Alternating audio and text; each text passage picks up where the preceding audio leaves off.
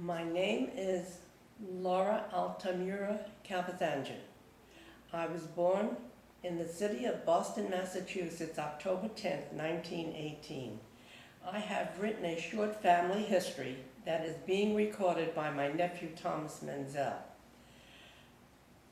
This record of what it was like growing up in an Italian household during the Great Depression of the 1930s gives you a feeling for being part of an Italian-American family and an understanding of our extended family.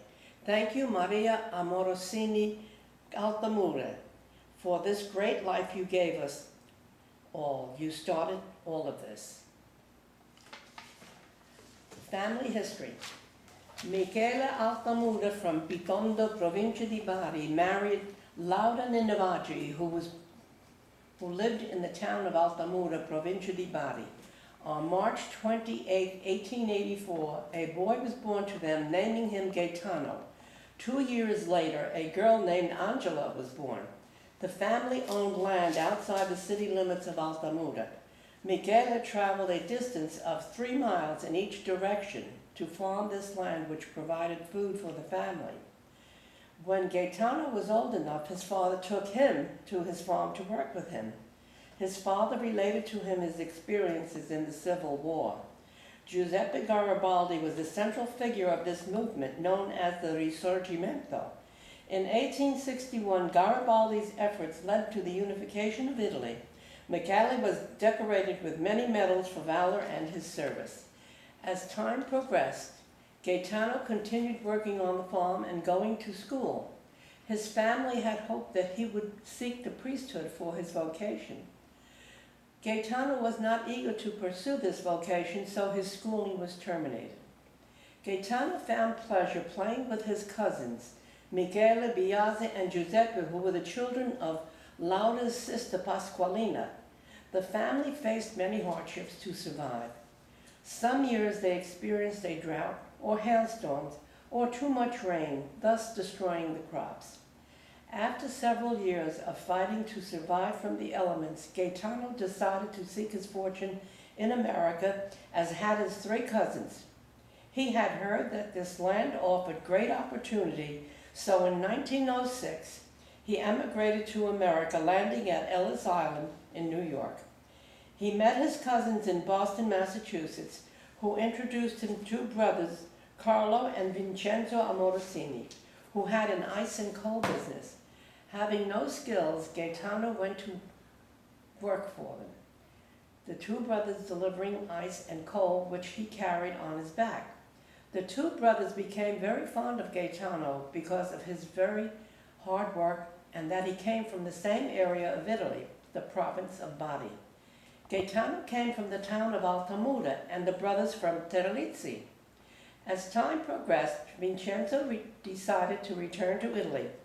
His stay was brief since he found the same conditions he left behind, so he returned to America.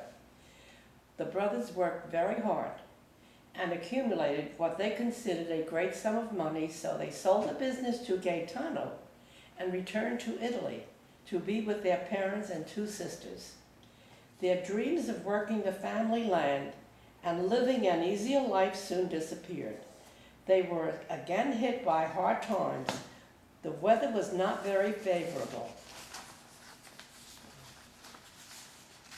They faced drought, hailstorms, and torrential rains, which destroyed their crops. Their accumulated wealth soon vanished in order to feed the family.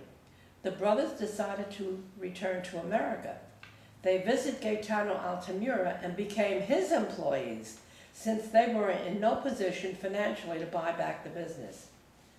Maria.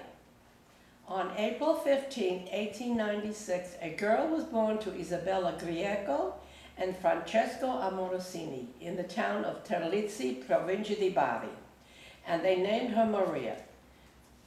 There were 3 other children, Carlo, Anna, and Vincenzo.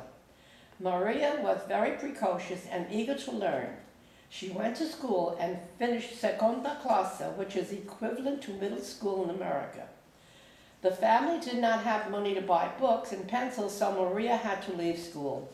She adored her two brothers, especially Vincenzo, who loved to sing and taught Maria many songs.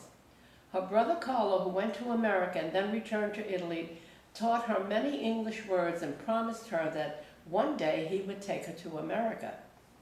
Carlo returned to America and convinced Vincenzo to go along. Now Francesco was left alone to work their small farm, where almond and olive trees provided the fruits which were sold for income. He raised other crops to sustain the family. Many times Maria accompanied her father to the farm, even staying overnight in a little hut so they would not have to walk the following day from the town back to the farm, which was a distance of 3 to 4 miles. When the almonds were picked from the trees, Maria and her father would shell them and sell them to a distributor. Many times she would work for the owner of an adjacent farm or for the distributor who purchased unshelled nuts and hired people to shell them. Her pay was 1 cent a day, plus the shells. The shells would provide fuel for their brazier, which was used for central heat and cooking. Maria grew up playing games with the boys and girls, such as stickball, etc.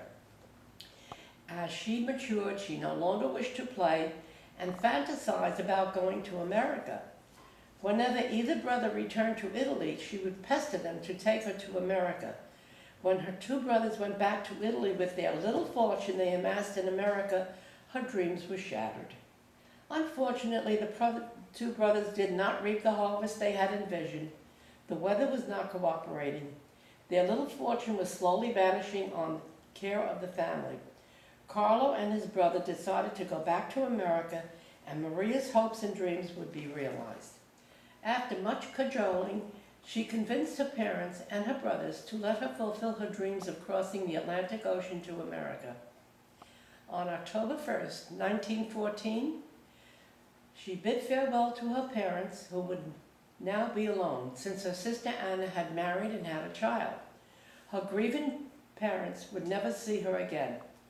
After 31 days at sea in steerage, Maria arrived in America at Ellis Island on November 1st, 1914. The voyage was not pleasant. People were seasick and feverish, children were crying, and whatever food they received was barely edible. Maria sustained herself by eating hard bread and sucking lemons. It was a relief to finally be greeted by her brothers and brought to their flat in Boston, Massachusetts. To Maria, this flat was a palace. Now Maria's brothers were in a dilemma, wondering how to deal with a very pretty 18-year-old. The word very quickly spread that the Amorosini brothers' sister had arrived from Italy. Several young men, all bachelors, asked the brothers for permission to come to the flat. All who came entertained the thoughts of marriage. One in particular, named Emanuele, was smitten when he saw her and was sure she would be his bride. The following day, Gaetano Altamura approached the two brothers and said he was very disappointed that he did not have the pleasure of meeting their sister. They invited him to visit that evening. When he saw Maria, he knew at once that he wanted to marry her and made his intentions known to Carlo, the older brother. The brothers knew that he was a fine young man, established in business and of good character, and would be a good provider. Maria and Gaetano were married on December 20th, 1914. Michele Plantamura, Gaetano's cousin, and his wife, Caterina, were their best man and matron of honor. They adored Maria and became her extended family. Gaetano's business prospered. He had some excellent business clients that he delivered coal to. Many of his newly arrived compatriots borrowed money from him and gave him promissory notes. Maria was pregnant and delivered a full-term baby girl who died after 6 days. Europe was at war, and President Woodrow Wilson and Congress voted to help fight World War I. Gaetano was conscripted, but since Maria was pregnant, again, he was given a different deferment until 30 days after the birth of the child. Maria delivered a baby girl, Laura, on October 10, 1918, which meant that Gaetano would have to report for duty. The war in Europe ended and the armistice was signed on November 11, 1918, so Gaetano did not have to go into the army. Gaetano's once prosperous business was falling apart. He could not get coal, there were strikes and sickness. An epidemic of influenza called the Spanish flu caused many deaths. His cousin Giuseppe Plantamura convinced him to leave Boston and come to New Jersey, where he lived. Maria and Gaetano moved to Hoboken, New Jersey, where a second girl was born, whom they called Isabella. Gaetano had gotten a job in a pencil factory where he did not earn the money he did in Boston. Having worked outdoors all his life, he could not bear being inside, so he decided to seek a business. He heard that one was available in West New York, New Jersey, so he met with the owner, Jesuit Ruggiero, and closed the deal on a very meager ice and coal business. They moved from Hoboken to West New York in a two-family house with a 3-room apartment. Gaetano worked very hard building a business from a bare bones. He succeeded in gaining every customer